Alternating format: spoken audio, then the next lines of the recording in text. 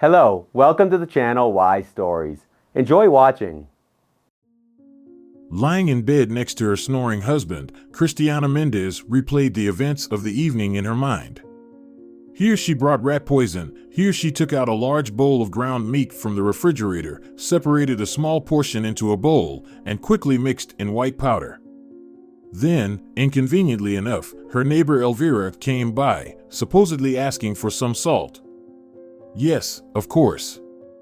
As if Cristiana doesn't understand why Elvira showed up, knowing very well that the Méndez family had just slaughtered a pig. And that means there's plenty to eat. There's the neighbor, looking around with her audacious eyes. What is this? How much ground meat do you have here? What a good pig, so fatty. Did you add beef? Yes, right. Probably made some bacon too? Oh, your bacon turns out so good, Cristiana. She keeps talking and talking. And there's no getting rid of her until you give her something to shut her up and make her leave. So Cristiana had to do just that. She took out the bacon from the refrigerator and handed it to that annoying neighbor. Listened to another round of farewell cackles and, with a sigh of relief, closed the door behind her in the backyard. She returned to the kitchen. Good heavens! The cat reached the bowl of ground meat and is eating it. And sensing that it's been noticed, it jumped off the table, tipped over the bowl, which was standing higher, and landed right into the large bowl. What should I do? Cristiana agonized, contemplating the consequences of the cat's mischief. Oh, you old witch! She cursed her neighbor. Something needed to be decided. The ground meat was a pity. And the cat, poor thing, will die now, fool. It was a good cat, affectionate, and caught mice excellently. Well, not just mice, it even brought rats regularly, and rat-catching cats are quite rare. All in all, it seemed that the plan with the poison failed. But Cristiana was not one to retreat, that wasn't her nature. She decided to poison her daughter-in-law. Enough is enough. The daughter-in-law doesn't want to work in the field or the garden at all, doesn't help with Cristiana's household chores, and on top of that, she refuses to have children.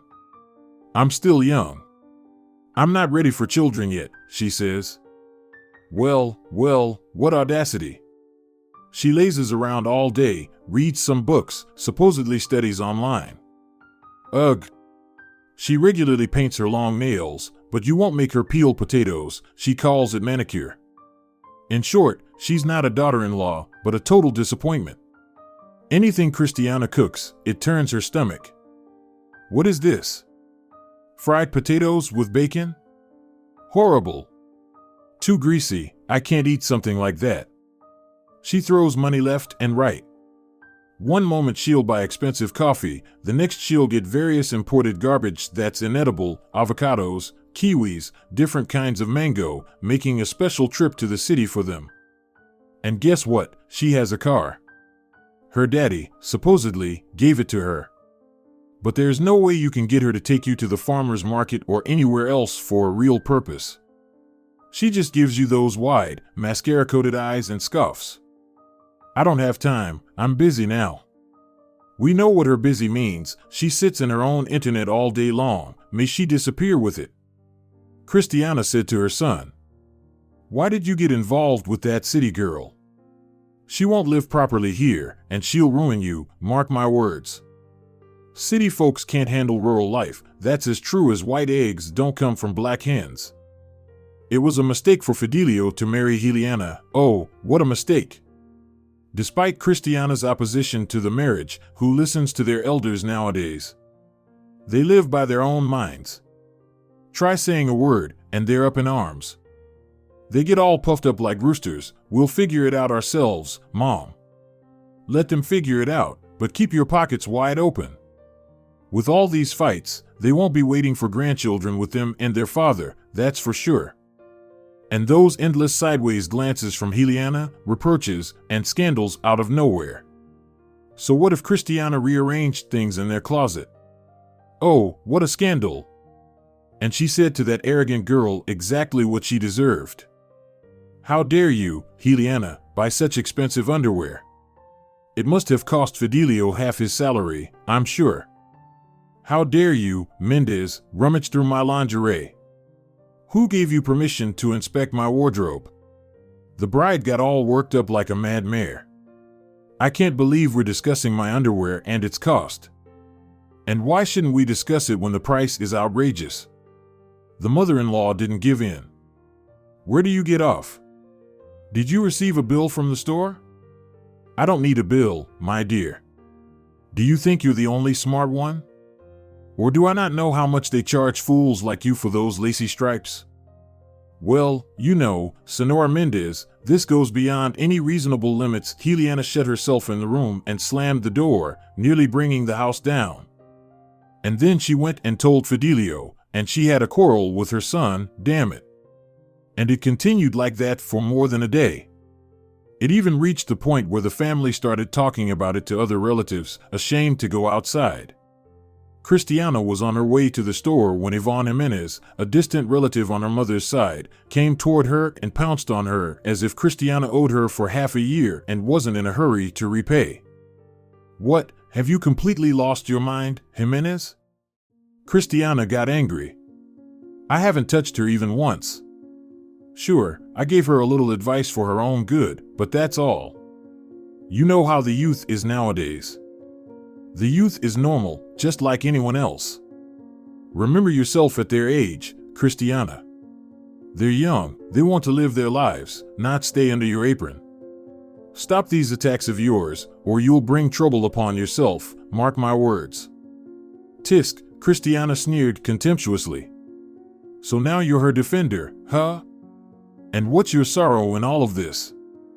Well, she happens to be the daughter of my school friend, Vittoria Cano. Ah, Cristiana pursed her lips. No wonder the apple didn't fall far from the tree.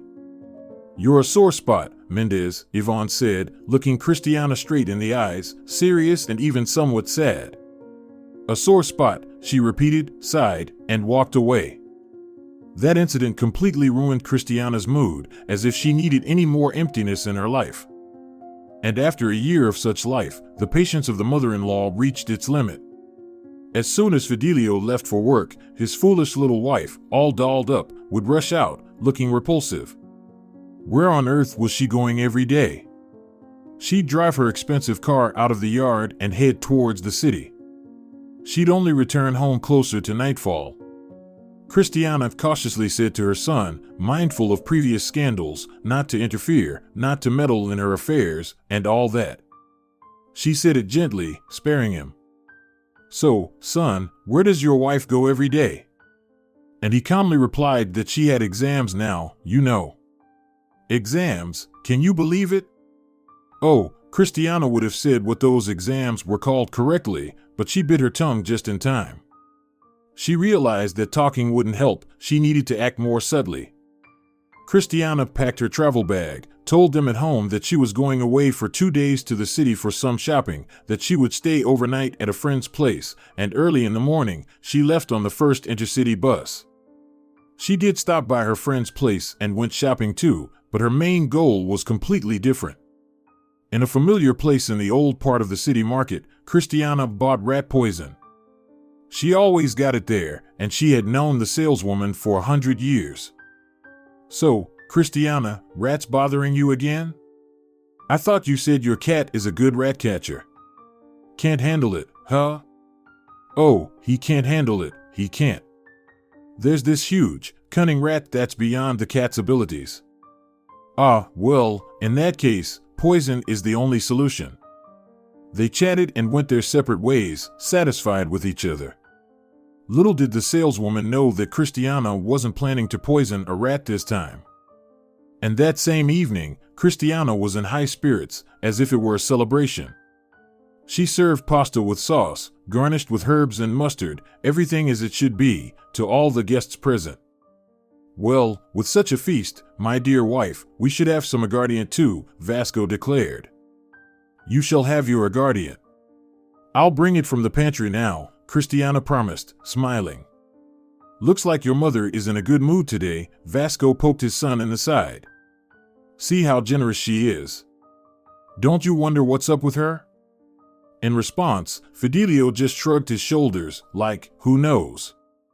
Cristiana continued bustling around with unwavering energy. Cristiana, what's the occasion today? Vasco asked. Don't you remember? Cristiana squinted her eyes. I don't think so. Well, my dear, today is the day we met 35 years ago. Wow, time flies. And I don't remember anything anymore, Vasco burst out laughing. You're right about that. Indeed, my dear, you're absolutely right. What can you expect from you, men? You can barely remember your own childhood birthdays, Cristiana sneered contemptuously. Exactly, Elvira, their neighbor who was visiting that evening, chimed in. You're right, Cristiana. Something amazing happened with my late husband. And with a sigh, Elvira delved into her memories, only interesting to her. Fidelio, shall we go? Juliana subtly nudged her husband's leg under the table. In a moment, let's sit a little longer. Juliana let out a heavy sigh and stared at her plate of detestable pasta. She couldn't stand this greasy, calorie-laden food. Her body couldn't digest such things, and that was that. But whenever she came to her mother-in-law's for dinner or some celebration, it was always like this. They never ate anything else. No wonder they were all so excessively overweight. Even Sofia, Fidelio's sister, was gaining weight. Only her husband managed to resist, not succumbing to the family traditions. But it's all right, they would soon move away from here and live their own way, without instructions and advice. Juliana's optimistic thoughts were interrupted by the shrill outcry of her mother-in-law. Juliana, if you keep eating like this, you'll definitely get gastritis. What gastritis, Cristiana Méndez?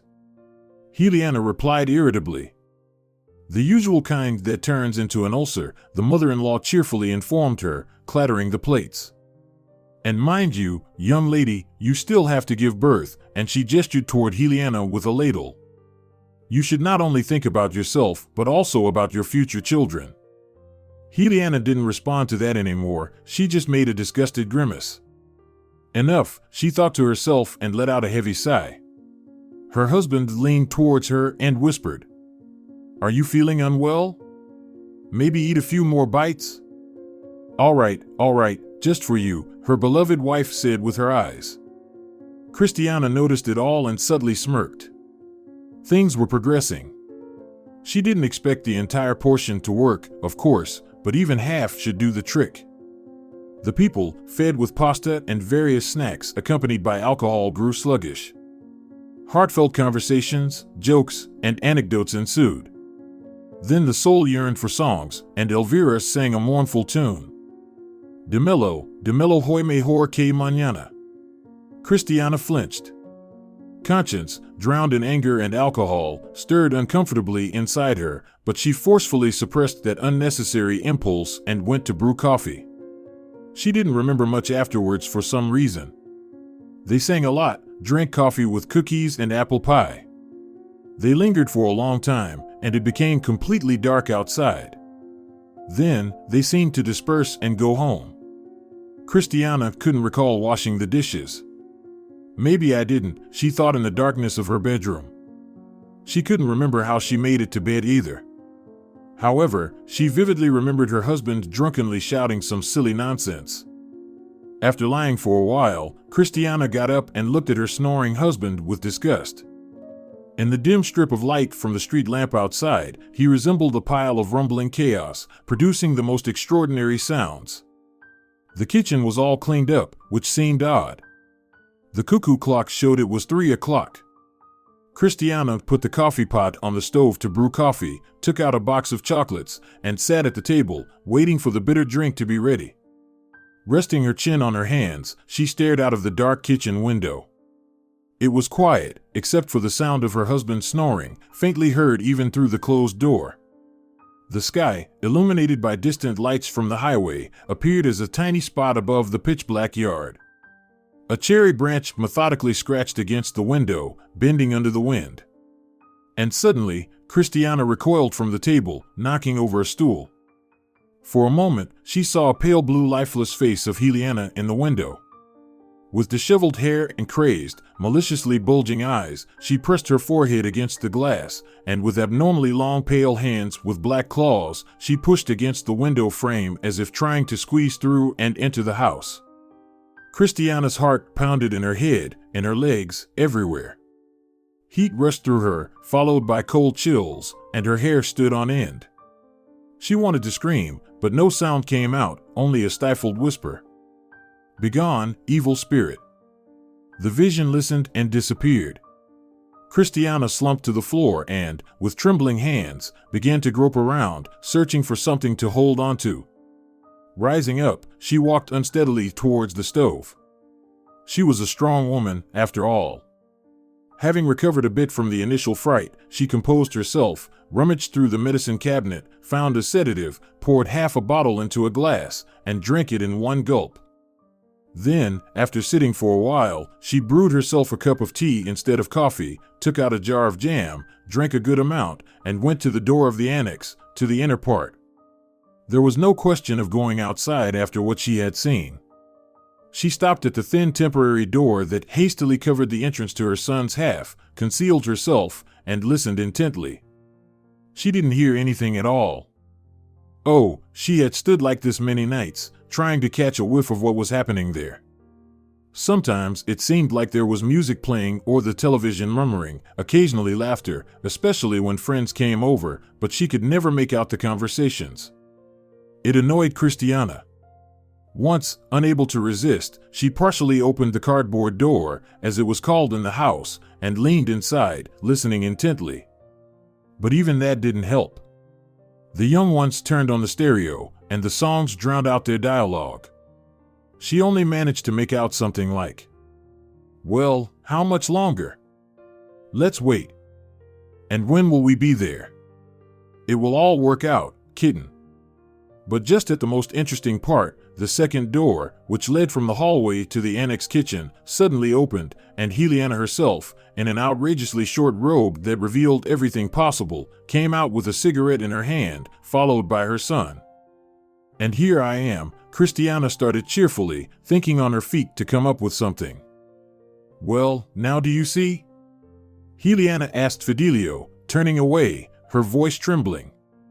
And she didn't even say hello, that impudent girl, as if Cristiana wasn't standing right in front of her. She went back into the annex and then didn't show up for a couple of days. Fidelio said she fell ill. But now it was completely quiet. Understandably so, it was night. They must be asleep, Cristiana thought unexpectedly calmly, as if she didn't remember what she had done the day before. Sedative must have taken effect, she apathetically thought again and went back to the bedroom. Nothing had changed there. Cristiana lay down next to her husband again and closed her eyes. Immediately, various thoughts began to creep into her mind. What if Fidelio wakes up and finds out? What if I didn't put enough poison in the meat, or if it doesn't work completely? What if they take samples for analysis and everything is revealed? "You should have thought about it earlier, you foolish woman," someone suddenly said in her head. Cristiana steadfastly pushed away any unpleasant thoughts and eventually fell asleep. Morning arrived on schedule, indistinguishable from previous mornings. They got up, stoked the stove, fed the animals, prepared breakfast, and ate, accompanied by coffee. "You can't hear our young at all," said her husband, stretching contentedly after his third cup of coffee with pie. "It's Saturday, they're sleeping in," Cristiana responded out of habit, examining her neglected nails. "Maybe I should go to Rosa as well, get a manicure," suddenly occurred to her out of nowhere. Rosa, the cat lady, was the only manicurist, cosmetologist, and hairdresser in the village. The nickname Cat Lady had stuck to her a long time ago when she brought her first Scottish cats from the city. At that time, the villagers simply shook their heads, thinking she had gone mad, spending so much money on cats. But unexpectedly, even to Rosa herself, her business took off. The cats produced offspring, and then more and more. Kittens were quickly snatched up, sometimes even from other cities. She had adapted to sending them away. The business, as they say, was booming. Cats of different ages were constantly bustling around her house. At the moment, she had about 9 regular adult cats, all identical, milky-colored with dark brown faces, paws, and tails. This came to Cristiana's mind as she carefully examined her nails as a background to keep her mind occupied. But the main concern on her mind had nothing to do with that. Cristiana anxiously awaited the moment when she would hear something from the annex. The silence was unbearable. "Why aren't they getting up and showing themselves in the yard, as if they both vanished?" her husband joked, looking out the window. Cristiana couldn't take it anymore, her nerves couldn't handle it. "You jinx it, you old fool," she hissed and went to the annex to see what was happening there. "Vasco! Vasco!" A piercing scream reached her husband after a couple of minutes. "What's going on?" Vasco rushed over, hastily pulling up his pants that were slipping down, and witnessed this scene. His wife stood in the middle of the young couple's bedroom, her eyes tragically rolled back, holding her forehead with one hand and leaning on the bed's back with the other. "What's with all the screaming?" Vasco asked, annoyed. "Can't you see?" "What do you mean? What am I supposed to see?" "Well, there's no one here." "Oh, what a shame," Vasco shrugged. "They left early somewhere, just packed up and left. They didn't even say a word to you, huh?" "Don't worry, you'll get over it." "You don't understand." Cristiana burst out. "They're completely gone, completely." Concerned, Vasco looked at his wife, as if assessing her mental state and considering whether to call the sanitarium or wait a little longer. Realizing that he still hadn't grasped the situation, Cristiana shouted. "They took off with their things. Look, the wardrobe is empty, the kitchen is completely empty too. They left us without a word." Well, Vasco sat down on the bed and only now noticed that it wasn't covered with the beautiful lilac bedspread as usual. "That's exactly it, they left," Cristiana sobbed. "And how come we didn't hear anything? The cars are probably gone from the garage too, go and see." Further inspection revealed that indeed the cars were gone. The garage wasn't even locked from the outside. It seemed that the young couple was in such a hurry to leave that they didn't bother to lock it. Additionally, some supplies from the outdoor pantry and all the household appliances from the annex had disappeared, except for the washing machine. And the TV, they took the TV too. I haven't even finished paying for it. Slightly calmer, Cristiana began to ponder the situation. How quickly should the poison have taken effect? Where did the young couple go? What if something happens on the road and Fidelio is driving or, God forbid, Juliana, they could both get killed? "You wanted to ruin your daughter-in-law, but you ruined your own son," the internal voice resurfaced. And as if echoing it, a hairy chained dog in the yard let out a piercing, mournful howl. Cristiana howled along with it, swaying on the stool and hugging herself. Why is the dog howling like that? Sophia entered the house. "Mom, what's wrong?" she exclaimed, seeing her mother in such a disheveled state. "Oh, we're in trouble, Sophia, trouble," Cristiana mournfully conveyed, continuing to cry. "What happened?" Her daughter shook her mother's shoulders. "Dad, what's wrong with her?" Fidelio left with Juliana, her father informed, and seeing his daughter's confusion, he explained, they packed up and left. "And is that it?" Sophia smiled. "Come on, Mom, I've been saying it for a long time, it's time for them to live with their own home. What's the big deal? What's the big deal?" Cristiana cried. "What's the deal?" And they didn't say a word, they ran away as if from enemies. "They'll settle down and let us know where they've stopped," Sophia reassured her. "You knew?" Cristiana suddenly exclaimed. "No," Sophia replied uncertainly. "But I had my suspicions," she thought to herself. "Well then," Vasco said, "stop crying, no one has died yet. Sophia is right, they'll show up again. Or have you forgotten how you separated from your own mother?" The last remark was directed at Cristiana, who, upon hearing the phrase "no one has died yet," began to sob again, as if at a funeral. The relatives dispersed, and lunchtime was approaching. Vasco went outside, busy with something. Cristiana reluctantly had to attend to her daily chores. However, nothing seemed to stick, everything slipped from her hands. Cristiana went to the bedroom and lay down with a wet towel on her head. "I'll just lie here until I die," she thought maliciously, wiping away her tears. "No one cares anyway." She couldn't sleep, and Cristiana immersed herself in memories. There were her children, Fidelio and Sofia, so young, running around the yard, playing. Her own mother-in-law, now deceased, sitting on a bench under the window, keeping a watchful eye to prevent any mishaps or accidents while Cristiana, a young, healthy girl, took care of the household. Oh, how hard they used to work back then, unlike the current generation, who don't want to lift a finger, always unwilling and too busy. But she and her husband worked in the collective farm and managed their own household. They would wake up at the crack of dawn, first feed their livestock, then head to the collective farm. Cristiana worked as a milkmaid her entire life, and her husband operated a tractor.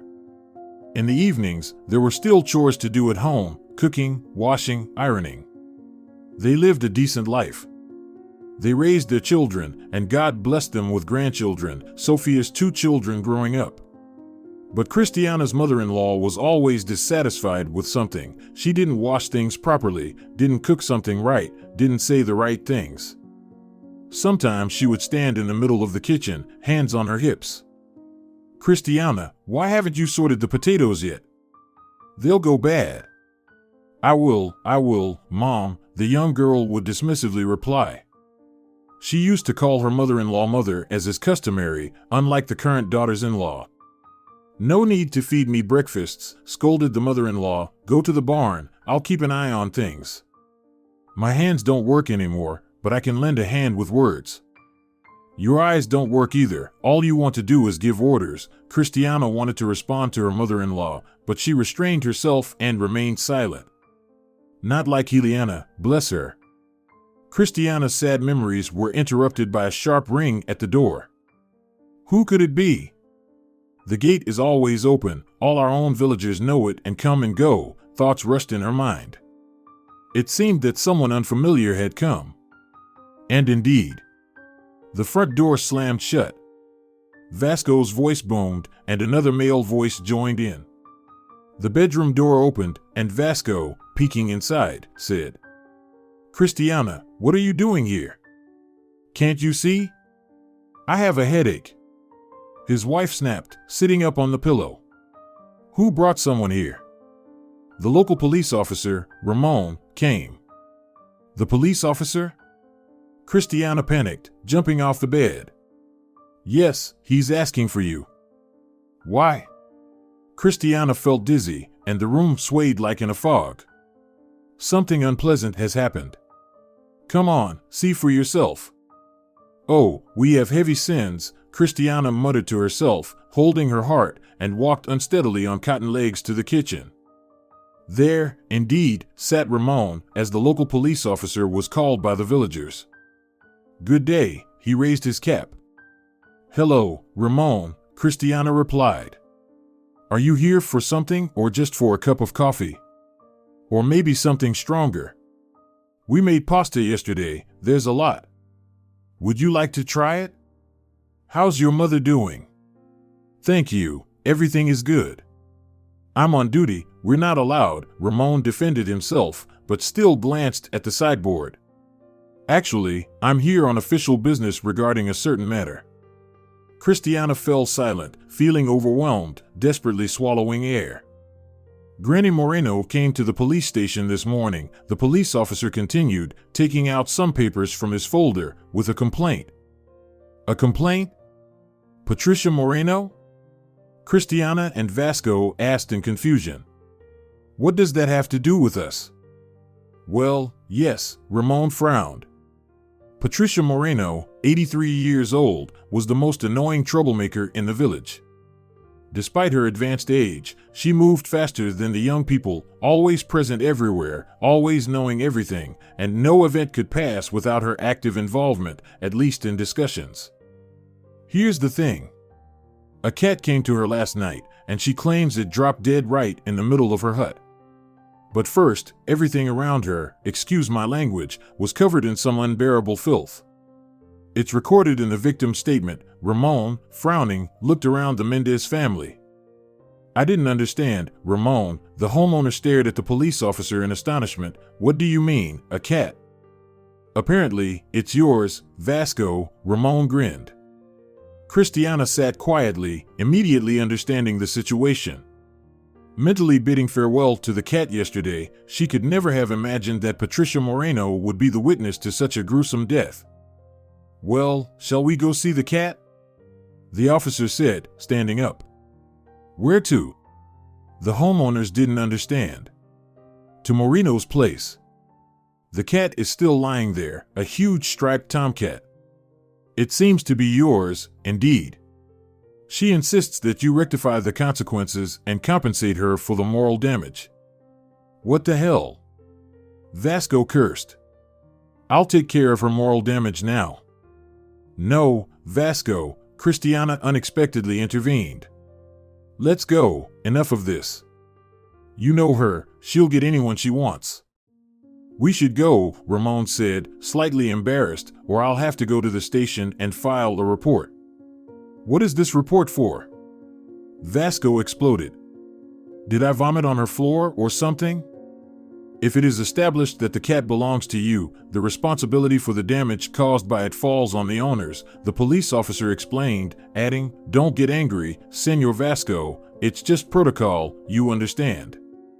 Damn it, the man spat, let's go. Cristiana sighed, opened the refrigerator, put the pasta in a container to appease the troublemaker Patricia, and went to get dressed. Well, Senora Méndez, the officer asked in an official tone when they arrived, have you identified the cat?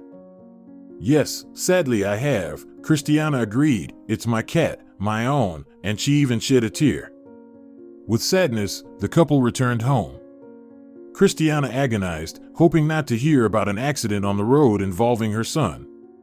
But the day passed, evening came, and no one else disturbed them.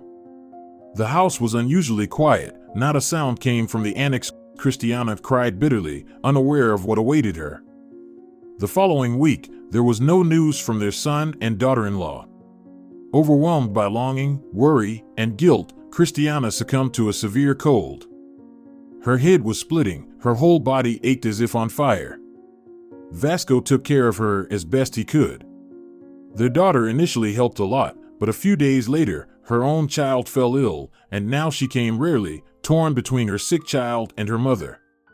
Cristiana had already lost track of time, unsure whether it was morning or night.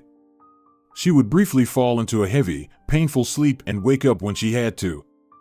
Moreover, guilt, shame, and fear tormented her terribly. She begged her husband to go to the police to find their son, saying she felt deeply sorry and wanted to ask for forgiveness before dying. But he dismissed it as delirium caused by illness. The local doctor came and said there was no danger to her life, just a severe virus. One day, waking up, Cristiana found Adela, a former neighbor and close friend of her daughter, next to her bed. A couple of years ago, Adela had moved from their village to the regional center and had become more urban, but she often visited her mother and dropped by to see her friends. Senora Méndez, Adela exclaimed happily when she saw Cristiana open her eyes. Hello. Hello, Adela, Cristiana weakly smiled and spoke. What brings you here? Well, I came to see my mother. She's also fallen ill. The whole village has been hit by this contagious virus. I stopped by Sophia's place and then came to you. I brought some treats, she gestured towards the bundle near the bedside table. Thank you, dear, you never forget about us, Cristiana gratefully responded. Well, you're all like family to me, Adela smiled and kissed Cristiana's cheek, making her tear up. Oh, Adela, we're in trouble. Fidelio left without a word. We still don't know anything about what happened. Yes, Sophia already told me. I sympathize.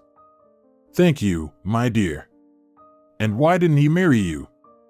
Cristiana suddenly added, wiping her eyes. The guest just smiled sadly and tactfully remained silent. let's get better, Cristiana Méndez, and we'll go to the homeopath again. We'll show Sophia's children and treat you too. Thank you, my dear, if you insist. Cristiana had a very close relationship with Adela. One could say she was like a second daughter to her. Cristiana had been friends with Adela's mother, Liana, since childhood. The children grew up together, running around in a pack, swimming together, and sledding in the winter. In high school, Fidelio started showing interest in Adela. After school, they started dating, and it seemed like they were heading towards marriage. But then that city girl, Liana, appeared on the horizon, a pox on her. Everything was going so well. Adela was their girl, from the village, almost like family, so obedient, affectionate, always ready to help in any way. Cristiana teared up again and vividly recalled that evening when Fidelio brought Liana to meet them, his parents. He had only mentioned the day before that he had broken up with Adela and was planning to get married. Imagine that, already getting married to a city girl he barely knew. Cristiana was shocked. And there she was, strutting in with her little son, speaking to him as if he were her own possessions, treating them, older adults and the parents of her future husband, with an air of superiority. "Hello, it's so nice to be here," she said, pursing her lips disdainfully. "Where can I wash my hands?" "Here," Cristiana shows her the corner of the kitchen where the sink is located. "Here?" Liana's eyes showed disgust. "And where do you get the soap?" "Here is the soap. Just regular soap for washing clothes. What else do you need?" She looked as if she had been offered manure, pursed her lips, and walked away. "All right, I'll use a wet wipe then." They sat down to dinner. Everything as it should be: fried chicken, cabbage turnovers, mashed potatoes, all sorts of pickled vegetables. "Don't give me so much, please." "I don't eat that much," she said. "Why, are you trying to maintain your figure?" Cristiana laughed. "So much fatty food is harmful anyway," the future wife replied, and Cristiana looked at her critically, quite imposing. She also declined the homemade wine; it would give her a headache. She didn't even taste the pie, not even a slice to keep up appearances. Why insult people like that? When they talked about the wedding, Cristiana began asking how many guests would be on her side and how many girls for the bachelorette party. For the bachelorette party? Liana was astonished, her eyes wide open. "Fidelio and I don't like that. We're not just anyone.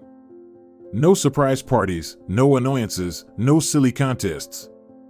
After the wedding, we'll have a small gathering at a restaurant, and that's enough." "What do you mean no parties, no costumes?" Cristiana was astonished. "How can that be? It's embarrassing in front of all our guests. Mom, we're getting married, no strangers. Who is more important to you?" Fidelio said. "Well, there you have it. My son is gone, the villager is cornered," the woman said in her head. And so it was. Nothing that had always been done and accepted was liked by the young couple, or rather, Liana didn't like it, and Fidelio always took her side. Not wanting to get along with her mother-in-law or be in the same room, they decided to take a break from seeing their father for 2 months. Cristiana resisted accepting it, even withdrew money from the bank account. Her son had his own room, a backyard, kitchen, and bedroom of his own, practically an apartment. So, what was the problem? The bride still wasn't happy. Why was a door taken out of the house? There was no autonomy, anyone could enter at any time. "But, why not?" an indignant Cristiana said. "What if it's necessary to check the gas boiler when you're not here? Should we act like strangers?" "Why not?" the cunning blonde replied and looked Cristiana in the eyes, shameless and conscienceless. And Adela suffered for a long time after breaking up with Fidelio. Her mother, Liana, told Cristiana that the girl would cry at night, unable to forget him. However, Adela did attend the wedding and even congratulated the groom and bride, just like all the other guests. She smiled, danced, and then she moved to the city, far away from them. It was understandable. It's not easy to forget love when it's constantly in front of your eyes. Adela never got married. She enrolled in a pharmaceutical college. At first, she lived in a dormitory, then found a job in a pharmacy, and eventually started renting an apartment with someone. Whenever she visited the village, she would interact amicably, always avoiding unnecessary encounters with Fidelio and Juliana. She helped her mother as much as she could. She even helped Cristiana improve her health, taking her to a familiar homeopath, a doctor who treated everything with herbs. She even negotiated a discounted rate for Adela. It lightened her burden, her blood pressure stabilized, and the constant pain subsided. The doctor said, "It's nerves, in your case." Well, who could doubt it? With such events, one needs nerves of steel, especially dealing with Juliana every day. It's like being on a battlefield. Well, may God grant Adela good health and a good groom. 10 sessions with the doctor contributed significantly. Although his treatments were somewhat peculiar.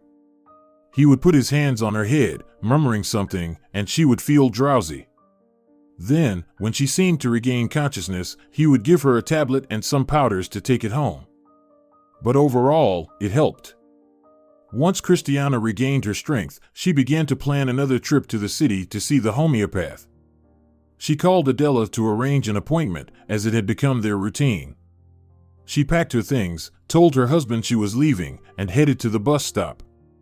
15 minutes later, she was on her way to the regional center, gazing out the window at the passing landscape. The fields had already been harvested, and light snowfall had occurred a couple of times, indicating winter's approach. How can I find out about Fidelio? Cristiana wondered, still tormented. Each passing day made the uncertainty more unbearable. She was agonizingly tormented, and her husband remained unnaturally calm, saying, "They'll show up, just wait for the deadline." Her daughter didn't know anything either. Her brother hadn't written or called her to. Maybe I should visit Juliana's mother, Cristiana thought, but she immediately dismissed the idea as entirely unacceptable. How could she face that woman? Suddenly, a thought struck her like a falling stone. You're a killer, a real killer. You've destroyed a living soul. A wave of heat rushed over Cristiana, and for a moment, she felt a horrifying self-awareness, unable to believe what she had done. But it quickly passed, and her usual state of indifferent anger returned. Then, like a cold shower, panic washed over her soul, praying that it wouldn't afflict anyone else. Dear God, I need to go to the temple, that's what, Cristiana thought. And maybe I should still stop by Barbara's after the doctor. She surely knows about her daughter. And why haven't the police come yet if everything worked out? This thought stirred up Cristiana again, but she managed to push it away and ordered herself to calm down. Surprisingly, she succeeded. "Hello, Senora Méndez," Adela greeted her with a smile at the bus stop. "How was the journey?" "It's all good, dear, everything's fine." "You shouldn't have worried, I would have managed on my own." "Forget about it, what worries are you talking about?"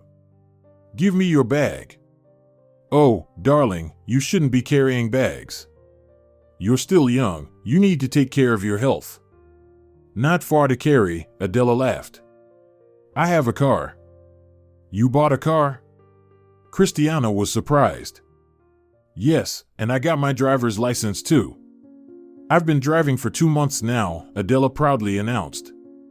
They quickly reached the doctor's office. As usual, there were few people in the waiting room.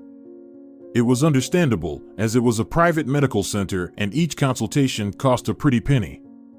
But Cristiana had become so accustomed to these procedures that, if she didn't come for some time, she would start feeling somewhat anxious. "Good day." As she opened the door, Cristiana was amazed by the cleanliness and order reigning in the office, as well as the doctor himself. His appearance was indeed extraordinary. He mostly resembled some kind of Indian, but without the turban, tanned skin, quick and attentive black eyes, a slender and taut figure. The corresponding paintings hung on the walls, multi-armed, multi-headed gods, women with blue faces and snakes in their hair. "Good day, respected Senora Méndez," the doctor greeted energetically. And not for the first time, Cristiana caught herself thinking that although his speech was impeccably polite and articulate, there was something wrong with it, a slight accent and a cautious smoothness. "So, how are we feeling?" the doctor inquired. "Well, I was very sick here, and now it's worse. My head hurts again, and different thoughts keep coming up." "Thoughts are normal. A regular person can't do without them," the doctor laughed. "A state without thoughts is called nirvana. Only the chosen ones can enter it." "But my thoughts are not like usual," Cristiana surrendered. "And what kind, if I may ask?" "Intrusive ones," Cristiana replied. The doctor pondered. "Specifically?" "I can't tell," Cristiana honestly said. "Well, all right, it's not a problem. Let's proceed with the treatment session, and I dare say, I will rid you of most of these intrusive thoughts." The doctor rubbed his hands satisfactorily, "and your headache will go away." Cristiana sighed contentedly and closed her eyes. "I wish it would start already," she thought, and the next moment she was already drifting away. The thing is, the doctor she was seeing combined methods of homeopathic treatment and hypnotic influence. However, Cristiana herself hardly fully realized it. It seemed to her that she simply relaxed wonderfully during these sessions, dozed off a bit, and then didn't remember some parts of the procedure. But her head felt much lighter, and that was the main and decisive factor. "Adela, my dear, I want to thank you once again," she said, a couple of hours later, sitting in a cafe where Adela persuaded her to go.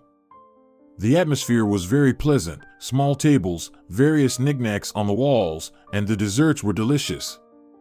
"What wonderful pastries, and I really liked the hot chocolate too. I want to learn how to make it at home. How many orange slices do you think they put in there? Or is it juice?" "I think it's more likely orange syrup," Cristiana Méndez replied Adela, pushing her coffee cup aside. "I can see that things are going well for you. You even bought a car. Well done. I suppose someone is helping you?" Cristiana asked slyly, winking. "I hope you found yourself a good man, no less than my Fidelio." Here the woman sighed sadly. "No," Adela smiled, "I haven't found anyone, and I doubt I will. I took out a loan." "Ah," Cristiana extended, "it's hard to manage it all on your own." "Well, my mother helps me a little." "By the way, Adela," Cristiana hesitated as if she had remembered something, "could you find out about our Fidelio and Heliana from Heliana's mother?" "From Heliana's mother?" Adela was surprised. "But I don't even know her. Why are you asking me about it? Why don't you go to her yourself?" "Oh, indeed, why?" Cristiana thought. After a little reflection, she came to the conclusion that she couldn't think of a single reason why she couldn't contact Heliana's mother herself. The thing was, after today's visit to the doctor, she had completely and irreversibly forgotten that she had tried to poison her future daughter-in-law. "You know, Adela, you're right, I will visit her myself. Please don't pay attention to my foolish old age nonsense. I said things I don't even know why. Forgive me, for God's sake." "Oh, Cristiana Méndez," Adela laughed, "there's nothing for me to forgive you for, everything is fine. Let's go, I'll take you to Heliana's mother, just tell me the address." "The address?" Cristiana struggled to remember the house number. She hadn't been there for a long time, and even in better times, she had only visited her sister-in-law twice. "Adela, my dear, you don't have to go through so much trouble for me. It's nothing, it's practically on my way. Will you be there for long? I'll quickly run some errands and then drop you off at the bus station." Cristiana simply looked gratefully at the girl and thought again, if only Adela, not Heliana, had been my daughter-in-law. And she doesn't abandon me. And who am I to her, if you think about it? Cristiana's eyes moistened, and she almost cried with tenderness and fondness. "Well, here we are." Adela stopped the car near the entrance. Cristiana got out, waved her hand at Adela, and headed towards the desired door. Elevator. 5th floor. Why is her heart pounding? What could it be? Her heart was supposed to be healthy. And there it is, Barbara's apartment. Oh, what a forgetful mind. Cristiana suddenly remembered that she hadn't even called her sister-in-law, hadn't informed her about her visit. What if she's not even home, and Cristiana came to the other end of the city, and Adela went out of her way. But there was nothing to be done. She was already at the door. Sighing, Cristiana rang the doorbell. Silence. She pressed the button again, still no response. Disheartened, she walked back to the elevator. And wouldn't you know it? As the automatic elevator doors opened at the exit, she came face to face with Barbara. "Oh, Barbara, good day. I actually came to see you. I forgot to call, can you imagine?" Getting old is no joy, Cristiana exaggeratedly and loudly spoke, feigning busyness. "And how dare you come here?" Such anger reflected on the woman's face that Cristiana recoiled. "What are you doing, Barbara?" "It's me, Cristiana. Why are you acting like this?" "Why am I acting like this?" "I will call the police right now." "Get out of here, and don't you dare show your face here again." Cristiana looked at Barbara in horror, trying to understand why she was being treated this way. Tears welled up in her eyes. She grabbed Barbara's hand and started muttering quickly. "Listen, I just wanted to know where our young ones are. They haven't sent a word, not a call. It's been a month and a half, and I've been worried sick. Barbara, please, you know." "Screw you." Barbara, snatching her handbag from the woman's grip, literally jumped back, pushing her away. "How dare you, after everything you've done?" "What? What have I done?" Cristiana, sobbing, held onto her heart, then gripped the stair railing to avoid falling. "Barbara, I apologize for the oversight. Here is the translation into English, with direct speech indicated by dashes instead of quotation marks." But Barbara had already left in the elevator, ignoring her cries. Barely able to stand, Cristiana walked out of the entrance and collapsed on a bench. Her head was spinning, her heart pounding furiously. She was soaked with sweat from this horrifying scene. "I don't understand anything," thought Cristiana. "Why is she like this? What did I do wrong? Like mother, like daughter. Both of them acting like rabid dogs. I just wanted to talk, like a human being. Oh, my cruel fate. Where are you, my dear son? Why don't you let us know about yourself? Your mother will soon die from sorrow." In a terrible state, Adela found her when she returned after about 40 minutes to take her to the train station. "What happened?" she asked worriedly, embracing Cristiana by the shoulders. "Did someone offend you, Señora Méndez?" "Offended? Oh, offended. And for what? What have I done to her?" cried Cristiana, her eyes red from tears. "Here's the thing," said Adela briskly, "you can't go anywhere in this condition. Let's go to my place. Calm down, stay overnight, and we'll see from there. The morning is wiser than the evening." Cristiana didn't object. She was currently not in a state to object or even think. When Cristiana woke up in the morning, she didn't immediately realize where she was. The small cozy room was so bright and sunny, as if it were April outside, not November. Gradually, everything came back to her. The horrible scene in the entrance with Barbara yesterday. And how she ended up at Adela's last night, drinking something, medicine, tea. Then it seemed like there was a doctor. Or was the doctor before this? Cristiana vaguely remembered it. But what she still couldn't recall was the pasta incident. There seemed to be an invisible barrier in her mind. She herself, of course, wasn't aware of it, and only something bad lingered in her memory, but so faintly, as if in a dream. And yesterday's events no longer troubled her as much, they receded, no longer seemed so horrible. So, as she regained her senses, Cristiana heard voices coming from the kitchen, or so it seemed. "You think she doesn't remember?" Adela asked with doubt.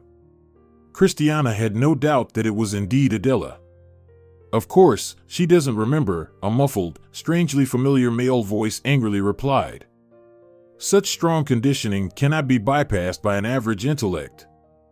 "But what if?" "No what if." The man interrupted. "Well, goodbye, it's time for me to leave."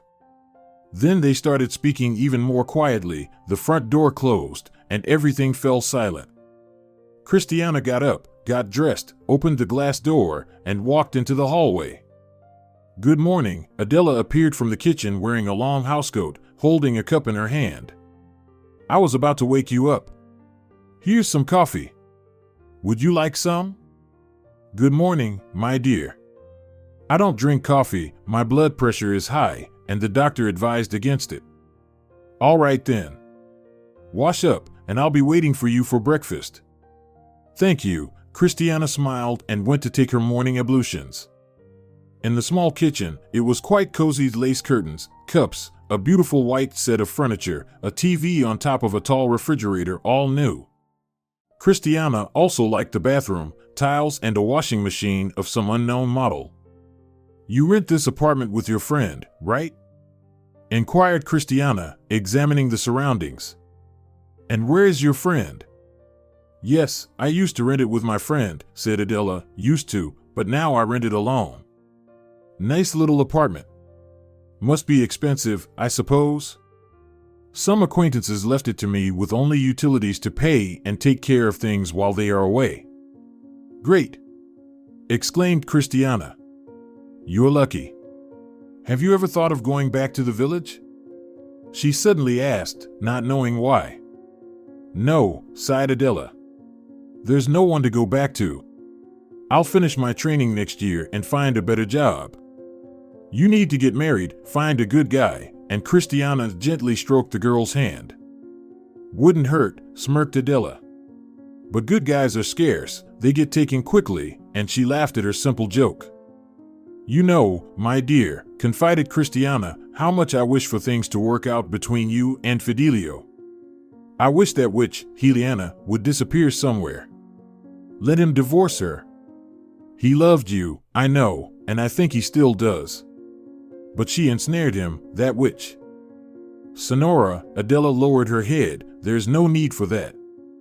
"Yes, yes," Cristiana passionately spoke. "Pray every day, pray for them to get divorced. And there have been no children for 3 years, and I so want grandchildren, to spoil them before I pass away. What beautiful children you and Fidelio would have." "Well, enough." Abruptly stood up Adela and started clearing the dishes. Cristiana bit her tongue, realizing too late that she had said too much. Of course, it's unpleasant for Adela to listen to this, only opening old wounds. "I'm sorry, my dear," she said to her. "Forgive me, an old fool. What's on my mind comes out of my mouth." "All right, Cristiana Méndez," replied Adela. "What's done is done. Better tell me what upset you so much yesterday." Just like that, Cristiana pondered, listening to her feelings. "And really, why was I so upset yesterday? It's a common thing. Mother is just as rude as her daughter. She said all sorts of unpleasant nonsense to me. I can't even remember it clearly." Cristiana waved her hand. "Forget about both of them, they can drown in a swamp." "She didn't say anything about where they might be?" Adela asked cautiously. "No," Cristiana sadly replied. "You'll see what you'll get from her." They had breakfast with Adela, had coffee, and Cristiana went home. The girl gave her a ride to the bus station, as promised. In the distant northern capital, Fidelio and Juliana, completely alive and healthy against all odds, were arranging their new life. For the time being, they rented a small apartment, not in the center, of course, but on the outskirts, but still they were starting from something. The thing is, Fidelio finally managed to find a good job here. They had long dreamed of moving away from the village, away from this endless, suffocating, stagnant swamp, from the pitch-black gloom, from the hateful Juliana, their mother-in-law. "Why, what did I do to her?" she cried at night, complaining to her husband. "She never liked me from the beginning. Everything is not to her liking, what I eat, how I dress, too expensive and provocative. It's me. Me, who buys second-hand clothes to save us an extra penny. Well, tell me, where's the justice?" "Calm down, my love," Fidelio embraced her. "Everything will work out. She's just not used to you. You'll see, everything will change soon." But nothing changed. And it couldn't have changed. Heliana could feel the waves of dissatisfaction and hatred emanating from her mother-in-law with her whole being. She was a stranger to her, a city dweller who would never become one of them. Their way of life was different, like night and day. What friendship or even normal coexistence could there be? No, Heliana was not deluding herself on this account. As long as they lived under the same roof as Fidelio's parents, their marriage was in danger. Her own mother was absolutely right when she warned that nothing good would come out of a life shared with her husband's parents. They should have left immediately, right after the wedding, or even better, without any wedding at all.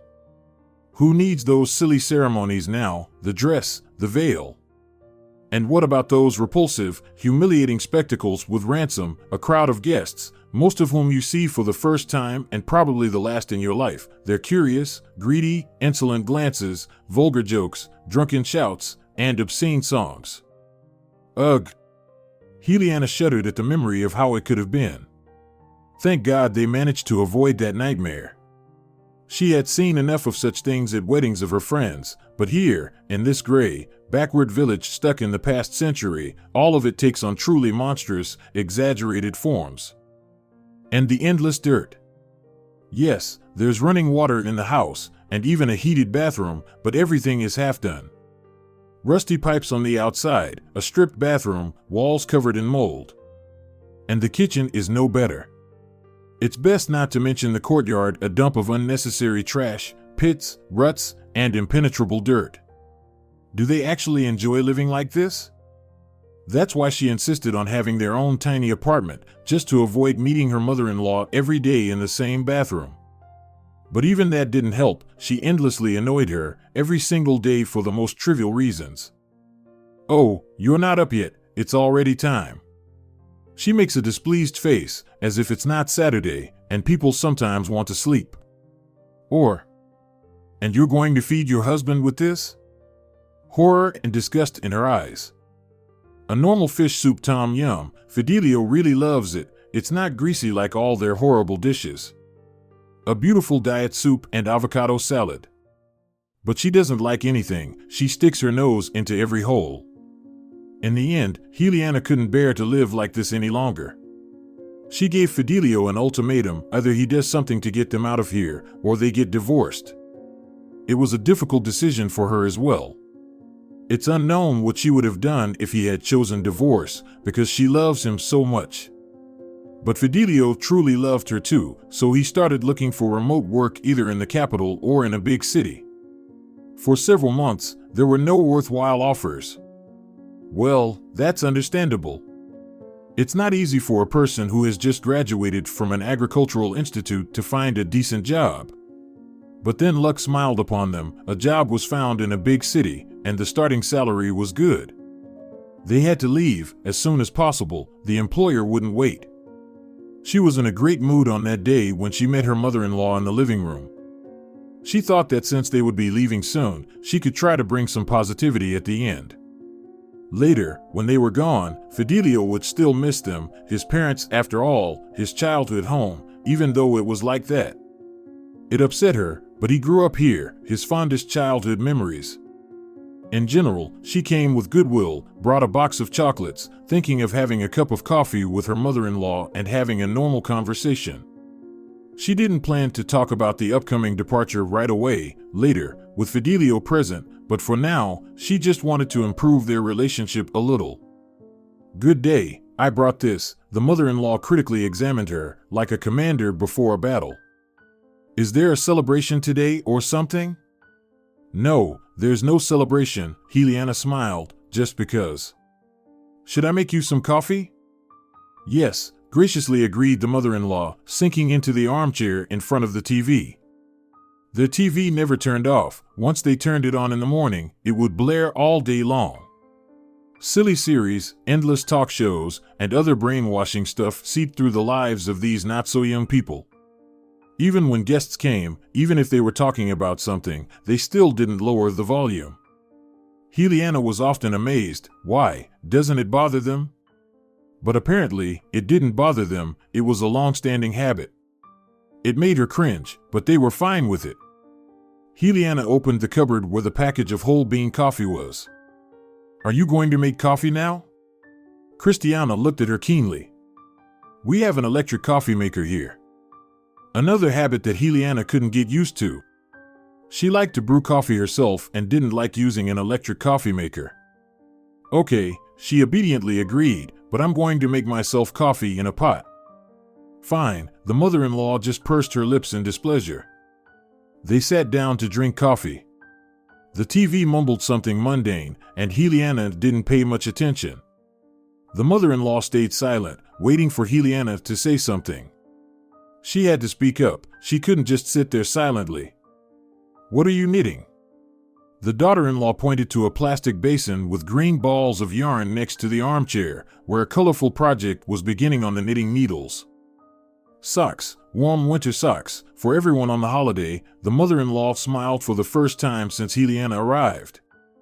That's great, it looks beautiful. Do you like it? Cristiana responded cheerfully. I'll make some for you too. I would knit smaller ones too. She sighed and looked meaningfully at Juliana, as if to say, when will I finally have grandchildren? Juliana understood such hints with just a glance. She had been bombarded with her insinuations, as if having a child was another obligation here. But aloud she said, Yes, of course, you will. Yes, the mother-in-law sighed, and when will you make us happy with grandchildren? Everything has its own time, Juliana smiled, determined not to give up her optimistic stance. Time. Cristiana suddenly snapped. That's right, time. Time, my dear, won't wait. At your age, I had already given birth to two, while you only think about enjoying yourself, only care about yourself. We won't have grandchildren from you. Or maybe you can't even give birth. The mother-in-law suspiciously squinted her eyes. It's been 3 years since you got married, it's about time. Everyone has their own timing, Juliana replied firmly but calmly. Does Fidelio know? The mother-in-law persisted. Does he know about your problems? I'm asking. Where did you get the idea that I have any problems? Juliana finally couldn't bear it any longer, getting upset. By what right did you decide to meddle in someone else's life? Someone else's? The mother-in-law squealed, standing up from her chair and looming over Juliana with her entire weight. Someone else's, you say? This is my son's life, my own son. When you have children, if you do, then you'll understand how a mother's heart aches. You're the stranger here. Until you give birth, you won't be ours. And if you can't give birth, just say so and don't create a spectacle. In my opinion, said Juliana, also getting up, you're the one staging a spectacle here, and she walked away to her own extension, where she fell onto the bed, sobbing. In the evening, when Fidelio came home, he found his wife in a completely distraught state. Did you have another argument? He asked wearily. Yes. Juliana screamed hysterically. I went to her with good intentions, and she... And tears flowed again. Then she told him everything. He pitied her again. Everything was as usual. Oh, Lord, they couldn't wait to leave. He had only one more week to work at the old place, and next Saturday, this Saturday, they would be far away from here. Finally, calming down a bit, Juliana decided to take a walk. There was only one route for walks here, to the store, the bus stop, and the village store that was the entire infrastructure. She walked, trying to clear her mind, bought a few things, and at the store's entrance, she bumped into her mother's friend, Yvonne Jimenez. They had actually met because of her, and thanks to her, she and Fidelio had come to visit her mother for her birthday. Juliana, Yvonne exclaimed with joy, why don't you come in, dear? I was just about to come in, the young woman smiled. Actually, I bought some cookies. I'm actually planning to leave for the city, Yvonne sighed disappointedly. Well, let's go, I'll tell you. It won't take long. And they left the store and stood at the bus stop. Juliana told the woman everything about the upcoming departure and her recent argument with her mother-in-law. Why is she like that? Juliana asked with tears in her eyes. I haven't done anything wrong to her. Oh, my dear, Yvonne sighed and pondered. You and Fidelio made the right decision. You need to leave. Nothing good will come out of such a life. Cristiana has always been difficult, to be honest, and it seems like it's only getting worse with age, and she let out a sad laugh. And you know, Yvonne added thoughtfully, I didn't want to tell you, but maybe I should warn you after all, just in case. I'm feeling uneasy. What's the matter? The young woman asked in surprise. Elvira came to see me yesterday, you know, the well-known gossip. She told me terrible things. At first, I didn't pay much attention, thought it was just nonsense, but now I'm starting to think that maybe it's not nonsense. What is it? Juliana suddenly felt a cold rush through her legs, shivers down her spine, and her breathing became heavy. Let's sit down here, there doesn't seem to be anyone around. So, listen to me carefully, my dear, I hope it won't be necessary, but still, listen. Yvonne cleared her throat and said firmly. Elvira saw Cristiana adding poison to the pasta a few days ago. Poison? Juliana felt a real shock. What kind of poison? She asked with a silly smile. Why? I don't know for sure. Elvira says it was rat poison. She allegedly saw a package of rat poison through the kitchen window while Cristiana was sprinkling it into the ground meat. I really hope it's all nonsense, but please, be cautious, and the woman hugged Juliana tightly. In the same evening, Juliana firmly decided that she wouldn't have a single piece of what her mother-in-law cooked, absolutely nothing, just to be on the safe side. So, when it came to the pasta, she deceived her vigilance, took small and sturdy bags with her, and discreetly threw everything into the bags, pretending to eat. The place was crowded, and it wasn't as difficult as it initially seemed. However, Fidelio, sitting next to her, was very distracting. But he would occasionally turn away, eat, drink, and talk. Juliana was deathly afraid, not just for herself, but for him as well, but she didn't say anything to him at the time. She knew he wouldn't believe her, and it would only make things worse. Besides, there was no evidence. And her mother-in-law, knowing Juliana's appetite for her fatty food, didn't suspect anything. Finally, the dreadful dinner came to an end, and they could leave. Juliana didn't throw away the pasta. Instead, she wrapped it carefully in several layers of foil and put it in a thermos with ice. Early in the morning, while her mother-in-law and father-in-law were sleeping after yesterday's revelry, they left. Juliana insisted on not saying goodbye to her parents and not revealing anything in advance, saying that she couldn't bear another scandal. We'll arrive and call them. Is that okay? Well, okay, Fidelio reluctantly agreed. But why all this secrecy? You see, if I tell everything now, your mother will just make a scene and won't let us leave, I'm sure of it. And I can't worry right now because she whispered something in his ear. Really? Why didn't you tell me earlier, my love? Fidelio gently embraced his wife. I wasn't sure before, I only found out recently. That's how they decided everything. They gathered and left secretly, without a word. Mother still sensed something, though, sighed Fidelio as he drove along the highway. It doesn't matter, we'll tell them everything soon, and I hope they'll be happy for us. Of course, with news like that, and he looked at his wife lovingly once again. First of all, after resting a bit from the journey, Juliana went to the Bureau of Chemical Analysis and handed over the ill-fated meat with pasta for analysis. When she learned the results, she wasn't particularly surprised because she was prepared. But Fidelio, after learning everything and seeing the results of the analysis with his own eyes, was in a real state of shock. Words cannot describe what they went through. Of course, no one called their parents.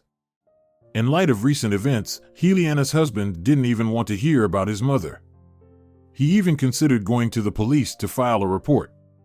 He even consulted a lawyer, but the lawyer dissuaded him, saying that there was no criminal offense and no one is imprisoned for intent. But she almost died. Fidelio was furious. From a legal standpoint, no, the lawyer calmly replied. If she had eaten the food and survived the poisoning, then yes, she would have been considered almost dead. But in this case, she prevented the potential consequences in time. You could, of course, harass your mother's nerves, file a complaint, but it would only add unnecessary stress, believe me. What should we do then? Fidelio covered his head with his hands. If you want advice, not legal advice, but purely human advice. Yes, please. Just move on, cut off contact with your parents, and try to forget all of this as a terrible nightmare. But they will find us themselves, won't they? If I'm not mistaken, and I rarely am, it's unlikely that your mother will go looking for you. You're probably right, Fidelio agreed. And with that, they parted ways. However, the experienced lawyer was mistaken because he didn't know all the facts and circumstances of this convoluted case. Cristiana, with absolutely no memory of her crime, eventually started actively looking for them. Right after returning from the city, she went to Ramon and demanded that they find her son. It's been almost 2 months since they disappeared. That witch, my daughter-in-law, must have taken our dear son away.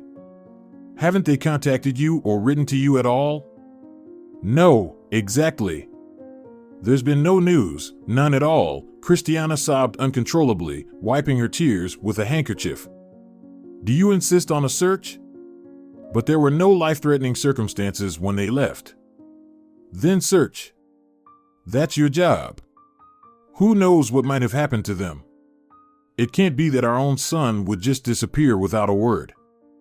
The local police had to open a case. The Méndez family filed a report, following the proper procedures. They provided descriptions to all the stations, the regional center, and questioned witnesses. Ramon, the local officer, went to every person who attended the last dinner before their departure and spoke with each of them. The picture that emerged was far from pleasant. About 2 weeks had passed since Cristiana visited the police station. Once again, the doorbell rang, and the Méndez family saw Ramon, accompanied by another man, distinguished, mustached, and serious-looking, in uniform. Cristiana, Vasco Méndez? He said sharply, as if throwing stones.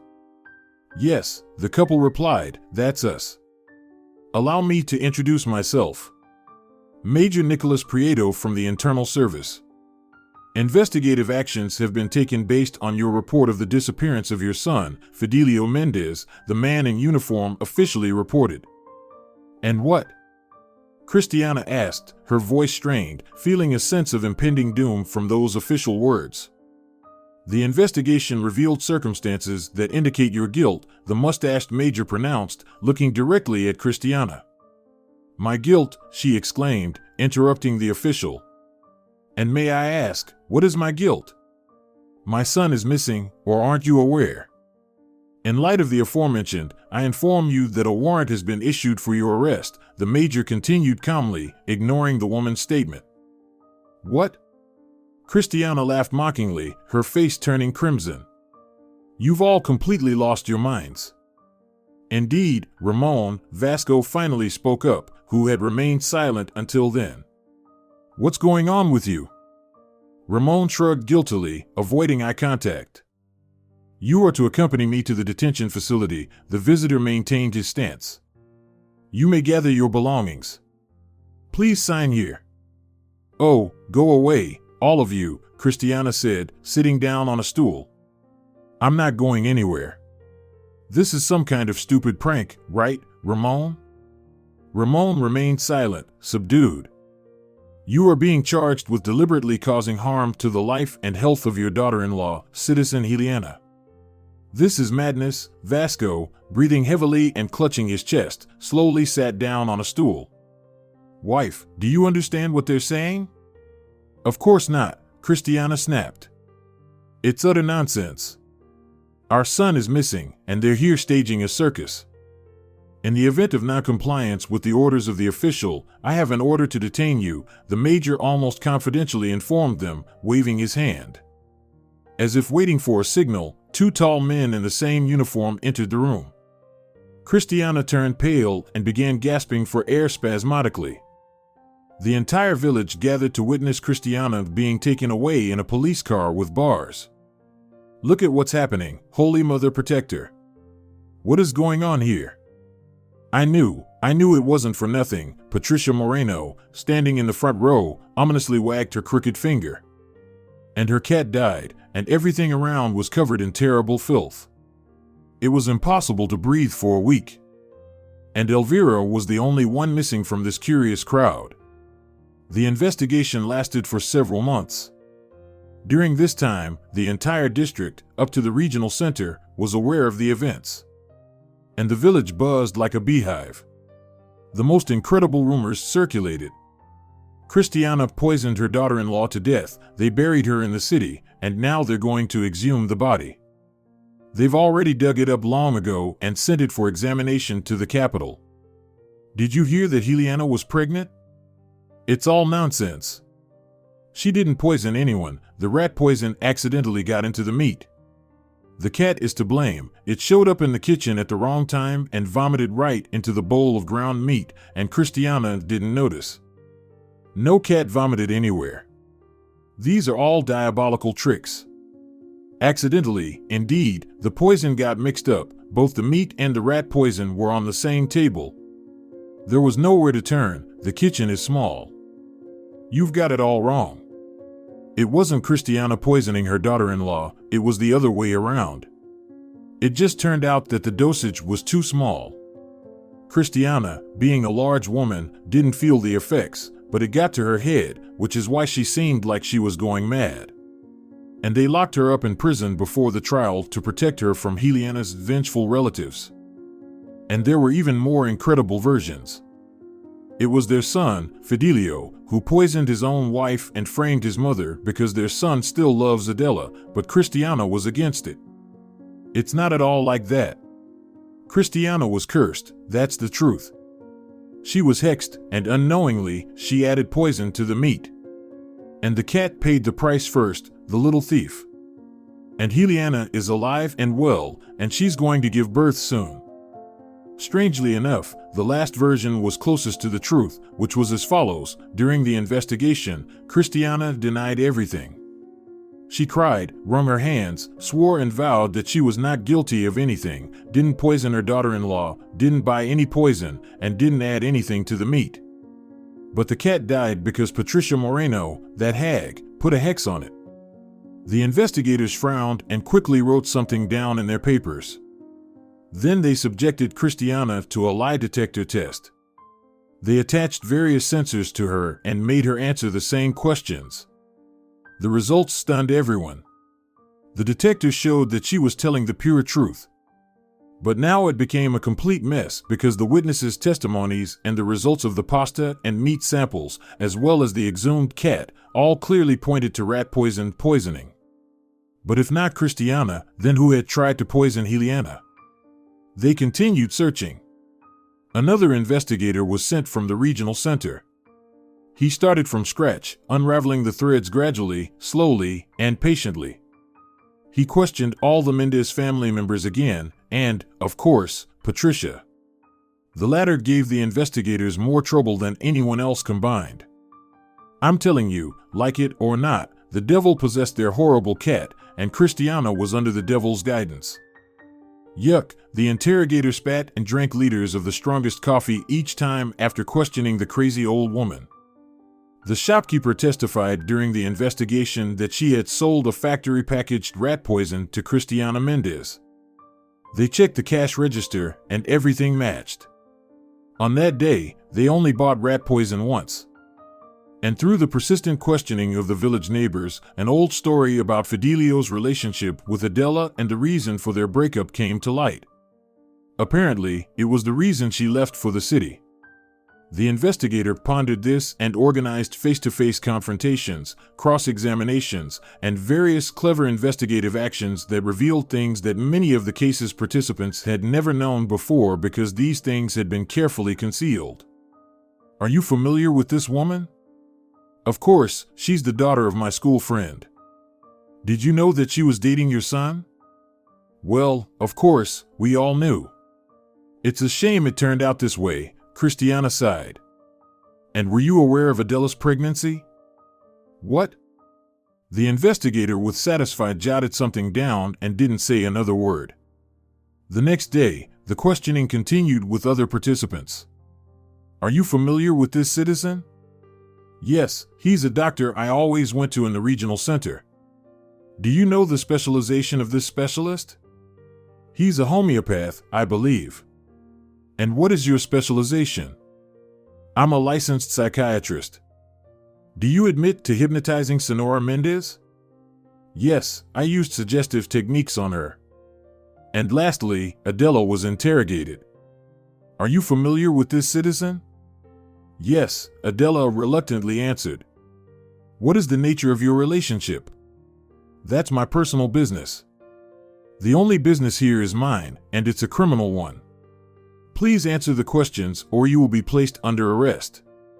And so it went on. Finally, after several months of investigation, everything was revealed as it truly happened. Several years ago, Adela became pregnant by Fidelio, but only found out after they had already broken up because Fidelio met Juliana and fell head over heels in love with her. Adela, being vengeful, didn't tell him anything, deciding to keep this trump card for the future. She left for the city, gave birth to a healthy baby boy there, and left him in a maternity hospital. He is currently in an orphanage, and the paperwork for his adoption by a respectable childless couple is being prepared. Shortly after, Adela met the doctor and devised a cunning plan. She introduced Cristiana to this doctor, recommending him as an excellent specialist for treating her occasional headaches. The doctor repeatedly hypnotized Cristiana, implanting in her a dislike for her daughter-in-law. And approximately a year ago, they together decided to implant in Cristiana the idea of killing Juliana using rat poison. Then, after Cristiana committed the crime under the influence of suggestion, Adela brought her back to the doctor, and he hypnotized her to make her forget what had happened. In this way, they hoped to get rid of their rival and simultaneously gain control over Cristiana's agricultural land, which she had inherited from the former collective farm. Unfortunately, it was Cristiana who had received the best plots of land near the river. The psychiatrist planned to obtain these land parcels by influencing Cristiana to transfer their ownership to him. He intended to establish a fish farming business and a trendy eco-farm for tourists. Adela and this psychiatrist had been involved in a close relationship for several years. Adela even lived in an apartment owned by him. Adela herself dreamed of reuniting with Fidelio after informing him about their shared child once Juliana was already dead. And it was only through the intervention of fate and Elvira's curiosity that a real disaster was averted. Finally, after all the tribulations, Cristiana was released from custody. How she had changed! She returned home as a completely different person, becoming quiet and contemplative. She no longer argued with anyone or disputed. She turned to religion, frequently visited a distant monastery, conversed with the Holy Father, and sought forgiveness for her sins, both voluntary and involuntary. Fidelio and Juliana had a daughter. They named her Elvira in honor of that Elvira, without whose intervention this girl would hardly have come into the world. After learning all the circumstances during the investigation, the young couple felt sorry for Cristiana. On the next New Year's Eve, she received an unexpected gift. Her son and daughter-in-law came to visit and brought their granddaughter. Cristiana wept, begged for forgiveness from Juliana, and even tried to kneel, but her daughter-in-law wouldn't allow it. "Stop, Mom," she said, "please stop. We are one family. What happened is in the past. And you are not to blame for anything. Is it true, Juliana?" Cristiana timidly asked, disbelieving her ears. "Is it true, my dear, that you forgive me, an old sinner?" And she burst into tears again. "Everyone gets what they deserve. And it means you deserve forgiveness and another granddaughter," her daughter-in-law comforted her. "My daughter," Cristiana and her daughter-in-law embraced, leaving behind all past grievances. Adela and the psychiatrist were sentenced to 5 years in prison, receiving what they deserved. Cristiana now lived a peaceful life, occasionally scolding her husband Vasco for not repairing the gate again, as their beloved son and pregnant daughter-in-law were soon to visit. Juliana was expecting another child, this time a boy. And Cristiana was immensely happy with this news. The mother-in-law decided to get rid of her disliked daughter-in-law and added poison to the pasta with minced meat. The woman smirked and began to enjoy her dinner. If you're enjoying it as well, leave a like and subscribe to the channel.